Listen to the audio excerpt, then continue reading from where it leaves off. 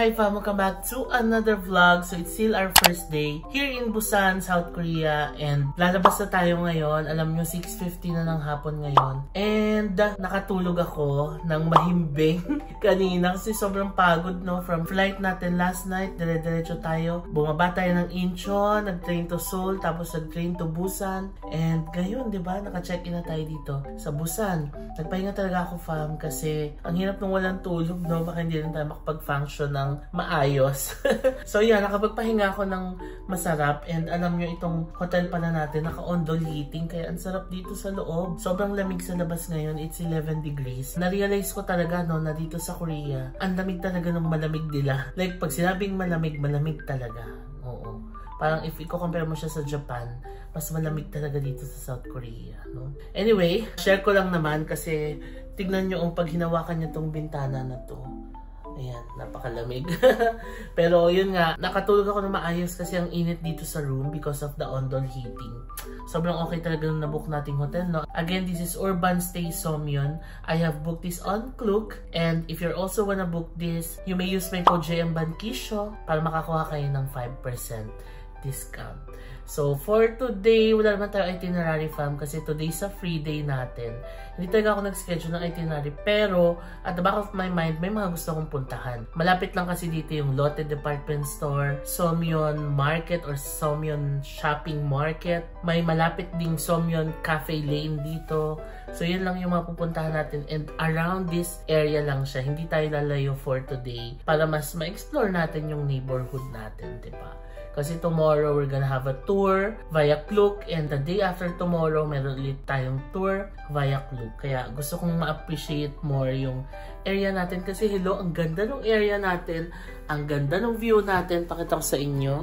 O, ayan no, ang ganda ng view natin. So, diba? So, mas magandang ma-appreciate natin yung area natin. Diba? Kaya nga ako dito sa Somyeon nagstay. So, tara, lalabas na tayo. Susuotin ko na lang yung heated jacket ko. Tapos, ready na tayong lumabas. And we're out of our hotel room. 6:30 na pala. Ayan, nakabalot ako. Dahil ang lamig. Yan ang nilalakad natin. Yung area natin, yung labas, parang medyo sold din, no? Yung itsura. Kasi ewan ko, parang ang expectation ko yata medyo probinsya vibes, ganun. Pero siguro itong area ng Somyeon kasi ano siya, city vibe. Meron kasi isang area dito sa Hwangari Beach, Songdo Beach, tapos meron pang isa Hyundai Beach. Yes, those are the major areas din dito sa Busan. Yun, mga beach areas. I've actually considered staying there kaso parang ang layo niya sa Kabihasan kasi nga mga beach areas siya. So, since first time natin dito sa Busan, I opted na dito magstay sa city. Yun lang. Anyway, lakad na tayo papunta ng Somyeon Market and Lotte Department Store. Diyan lang tayo galing kanina. Tapos, ayan na yung Lotte Department Store. Oh. Ito yung exit 12 na nilabasan natin kanina. Ano kayang mabibili natin sa Lotte Department Store, no? Wala akong idea. Tingnan na lang natin. Pero bago tayo pumasok doon, mag-ano muna tayo. Somyeon Market. Sige, baba tayo dito para tumawid sa kabila. This is the Somyeon Underground Shopping Market.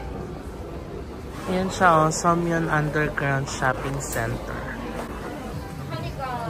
Ang daming shoes. 10,000 Korean won. Parang puro pambabae na dito. Uy, Misha. Oo, parang puro ladies. Yan, boots, oh.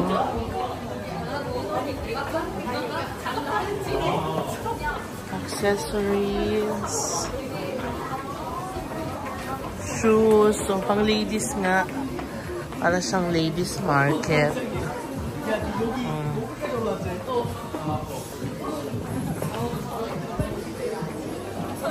Arbon.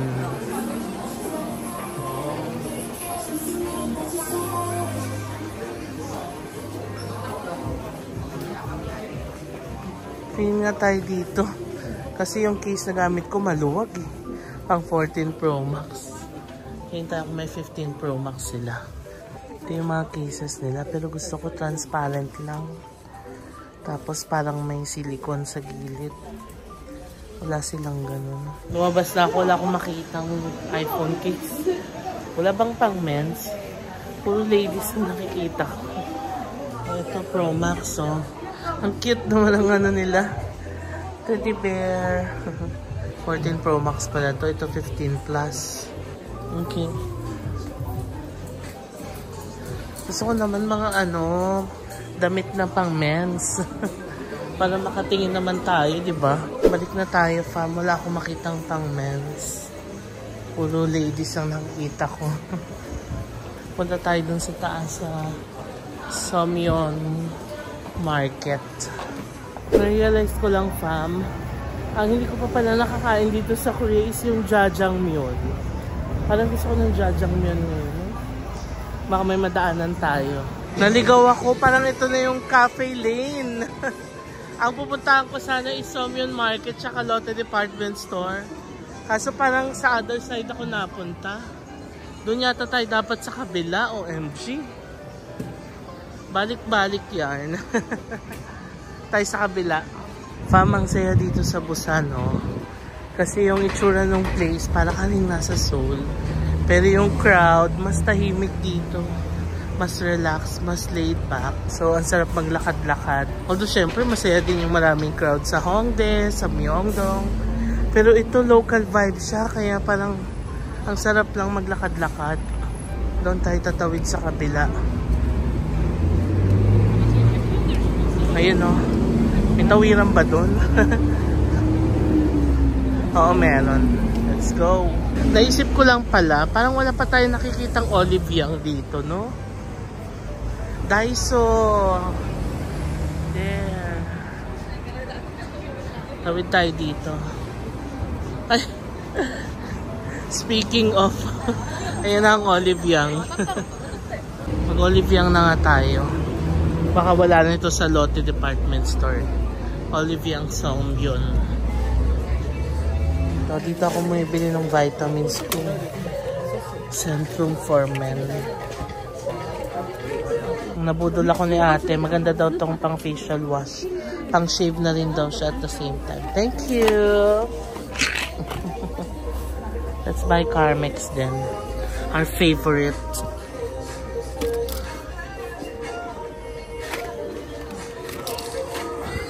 Ito din yung ginagamit kong moisturizer, Round Love. Ano siya, buy one take one na 29,800. Mga 1, 2, 600 isa. Pwede na. Ito maganda rin to, Goodal na dark spot care.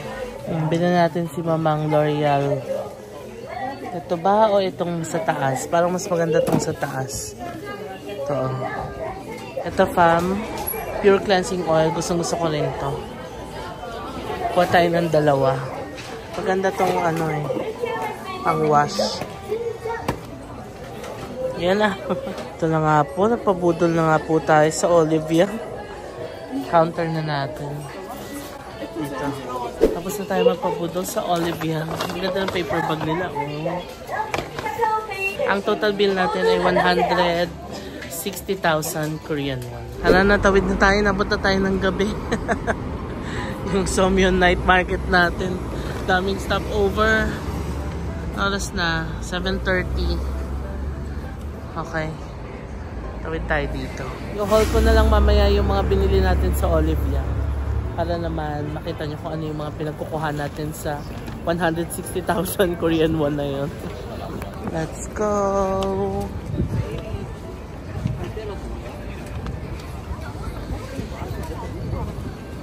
I guess this is it, the Somyeon Market. Walang tao masyado, no? Provincia vibes. Uy, gold. 18K. Wow. Gusto kong kumain ng jjajangmyeon. Sana makakain tayo ng jjajangmyeon. Ito ano to? Samgyetang.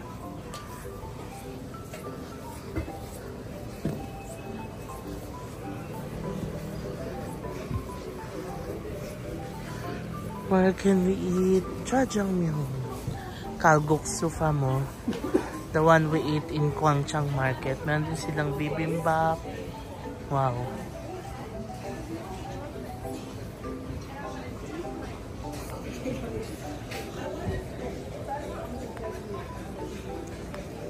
This one, ano to?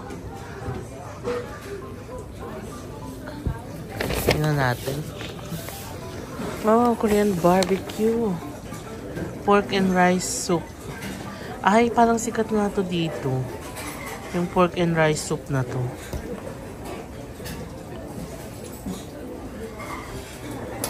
Parang nabasa ko to sa Google eh. Isa sa mga sikat na pagkain sa Busan is this pork and rice soup. Kaya baka dyan tayo kumain. Tiyan natin kung may madaanan pa tayo yung jjajangmyeon. Ayan ang pork and rice soup ulit oh. Sikat nga siya dito sa Busan. Okay. But I guess this is not pork, it's beef. Diba? Local vibe dito pa. Ang saya. I'm just so happy to be here. O, ito pa, pork and rice soup. Tapos ito, kain tayo nito mamaya o. Odeng and tteokbokki. Ito din maraming kumakain. Songjung 3rd generation. Pork soup with rice. Yan yung mga nag-feature na sa kanila. KBS, SBS, MBC, etc. Oy, parang gusto ko kumain dito nga. But let's see. Lakad pa tayo dito. Madami pa yan. Gusto ko ng jjajangmyeon. Pero baka sa ibang araw na lang yan. Kung di tayo makakain ng jjajangmyeon.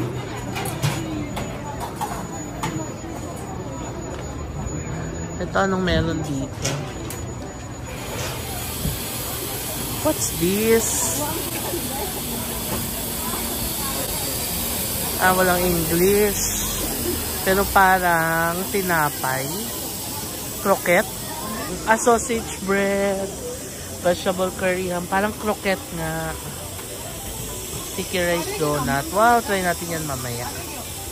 Ayan siya, oh. Let's try it for dessert. Tapos meron ditong the liter. Coffee.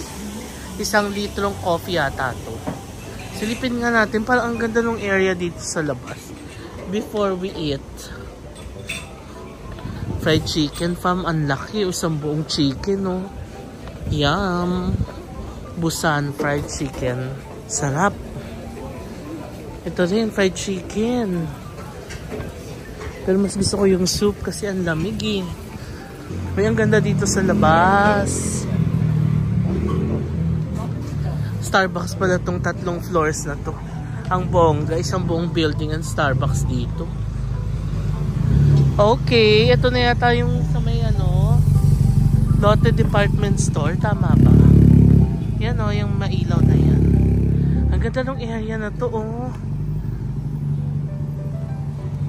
Ay ano, yung kinain nating chicken galbi, Yugane, sa Hongdae. Meron din pala dito sa Busan.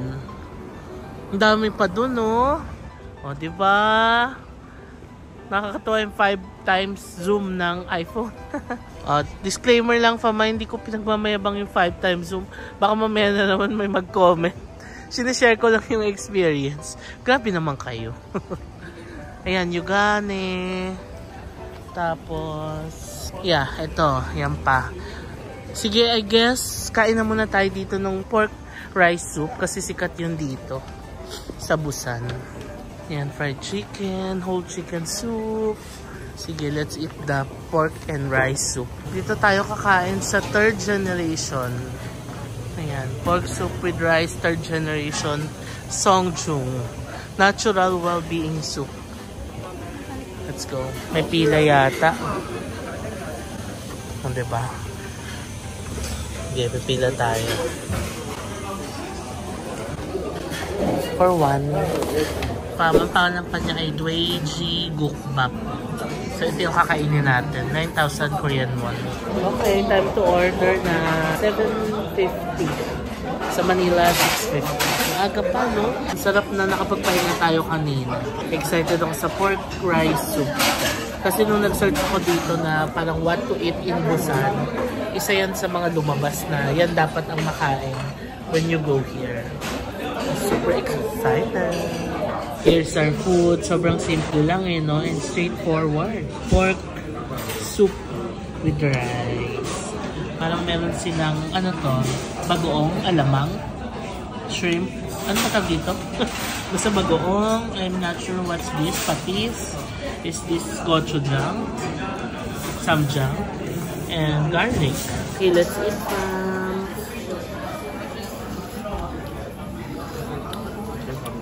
Okay. Yung unang taste ko is ang bland ng soup. I guess kailangan mo siyang haluan nito ang palasa. Tapos samjang. And this one. Ito.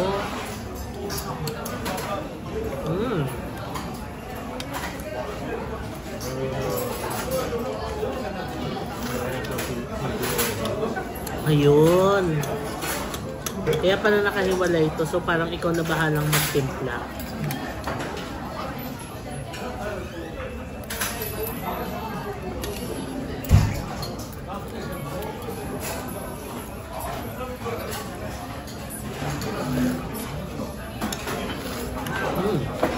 Oh wow.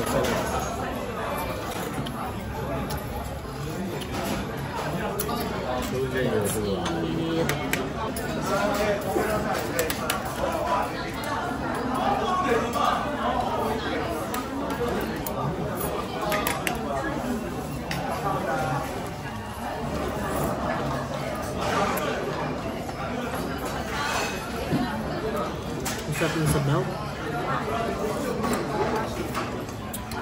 Sa una walang lasa yung sabaw. Pero ikaw magtitimpo.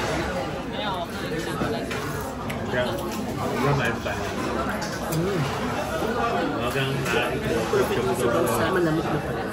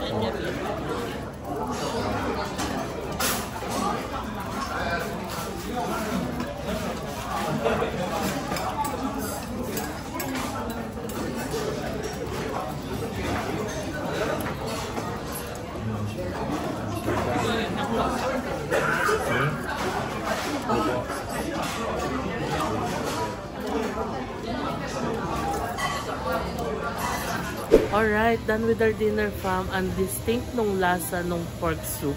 Tapos, lalagyan mo siya nung mga hibe, titimplahan mo. Tapos yung meat, ang sarap, ang lambot. Like, hindi ko nga na naubos yung meat, sobrang dami. Parang pwede na nga yung dalawa dun sa in-order ko.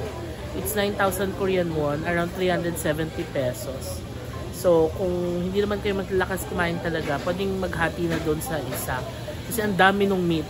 Hindi ko lang naubos yung meat, pero kung orderan mo pa siya ng extra rice, mauubos mo siya. Pero ayoko naman na mag-extra rice. Okay na yon. Para makatikim pa tayo ng isang donut dito, diba? So yun, fam, ang sarap itry nyo dito. Songjung 3rd generation pork soup with rice. Happy ako na na-try ko to kasi kagaya nga na sinabi ko kanina, pag nag-search ka sa Google ng mga masasarap na kainin dito sa Busan, isa ito sa lumalabas. Try natin yung donut dito sa kabila. Mukhang di na tayo makakapag Lotte department store. Ginabi na tayo. Anyway, sa mga susunod na araw na lang. Ito yung itatry natin na donut place. Pero hindi lang sila donut eh. Parang meron pa silang mga ganyan, no? Ano ba tawag dyan? Dumplings, no? Grabe yung steamer nila, oh. Wow! Let's try it. Ayan pala siya. Big size kimchi and pork Korean dumpling. Okay, kasi yun yung mga maliliit. Ayan siya. Pero hindi yan yung bibili natin. Ito yung donut. Okay, try natin ang sticky rice donut here in Busan. Yung olive natin, bigat. Food trip yan. Sarap nung free day na ganito, no? Yung maglalakad-lakad ka lang, magta-try ng mga food, local food, ganun. Tapos, hindi mo alam kung saan ka lang mapupunta. Minsan masarap din yung hindi ka masyadong planado eh. Kasi pag masyadong planado, parang may stress ka din. Na kailangan masunod mo yung itinerary mo, ganun. Pero kapag ganitong mga free and easy, ang sarap lang.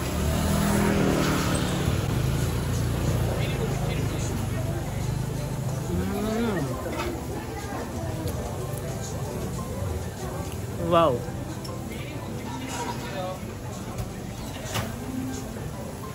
Okay, I like it. Number one, yung labas niya, consistency ng donut sa atin. Pero yung loob niya, mochi. Tapos, binudbura ng sugar. Sarap. Tapos, mainit pa.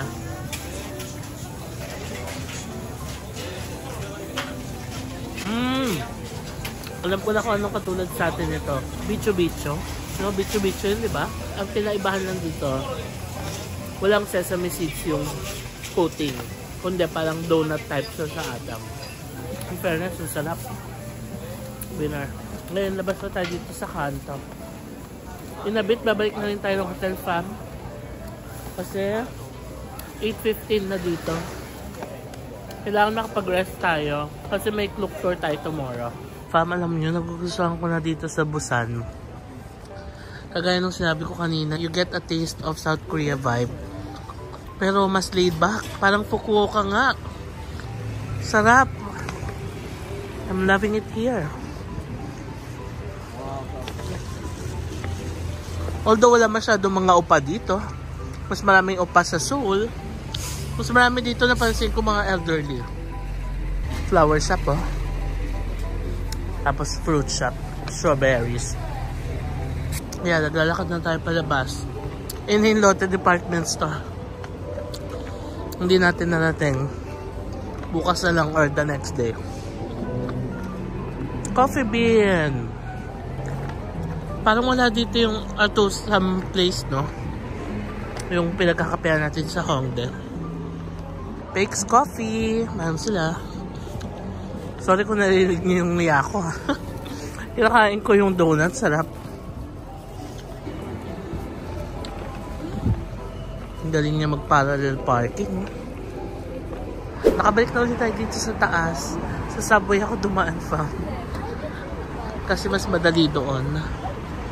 Dahil may mga elevators, ganon. And yeah, alam niyo itong Kyochon chicken. Gusto ko rin sana siyang kainan. Kaso parang ano siya, chicken and beer.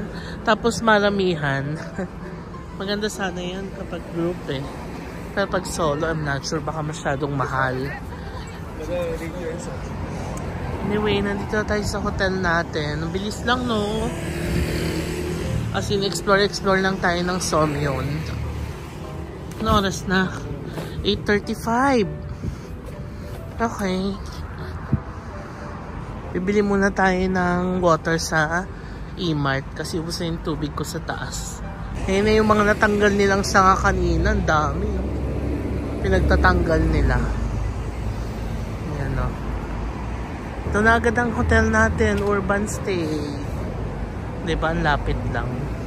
Ang ganda pa kasi yung view natin ang ganda. Diba? Sige, bili muna tayo dito sa E-Mart 24. Bimili na akong water. Tapos ito, breakfast for tomorrow. Okay, we're back sa ating hotel. Ano ba ito dito? Hotel, apartment, Airbnb. Basta, parang gano'n. Balik na muna tayo sa room natin. Yan yung mga pinagbibili natin. I-haul natin yung Olivia. Dito tayo sa pinakadulo.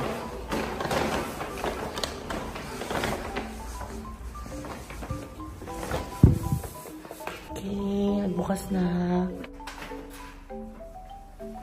Alright, we're here. Ayan, sarap ang init na dito, fam. Ang init na ng sahig. Nilakasan ko kasi yung ondol heating natin. Kinodo ko yata pag alis natin kanina. Anyway, i-haul na natin itong olive yan. Tapos, yung breakfast tomorrow, ilalagay ko na dito. Kasi may microwave tayo. Yung microwave natin yan. Itong tubig, dito na sa ref. Grabe laki nung ref natin. Tapos, breakfast for tomorrow. I-coffee na din. Ayan. Sa freezer siya. Ng oras na 8:45 ng gabi. And sakto lang tayo para makapagpahinga. Dahil may tour tayo tomorrow. Ang tour natin ay Busan Day Tour. So magaganda yung mga pupuntahan natin bukas. And alam nyo yung pick up kung saan. Diyan lang. Sa Somyeon Station Exit 12 yung nilabasan natin kaninang elevator. Lapit lang, di ba? 9 AM yung pick up natin. Dapat daw 10 minutes before the pick up time nandun.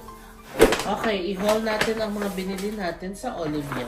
Number 1 is the L'Oreal Paris Excellence.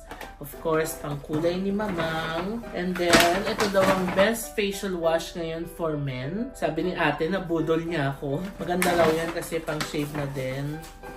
Ito dito talaga ako sa Korea, bumibili ng Centrum for Men na vitamins natin. Tapos, we have Round Lab na moisturizer. Ito, alam nyo na to. Sa 2 previous trips natin dito sa Korea, bumibili na talaga ako nito kasi maganda siyang pang moisturize ng skin. Tapos, bumili ko ng favorite nating Carmex lip balm. I know meron na nito sa Manila pero wala lang. Andito naman na tayo sa Korea so bumili na tayo. Yan. Tapos, we have, nakita kasi ako sa kanya. Ngayon lang ako nakita ng Senka na yellow. Perfect Whip na Beauty Foam facial wash. Ito, travel size, di ba? Pag kailangan ng facial wash. Tapos ito, favorite ko to fam.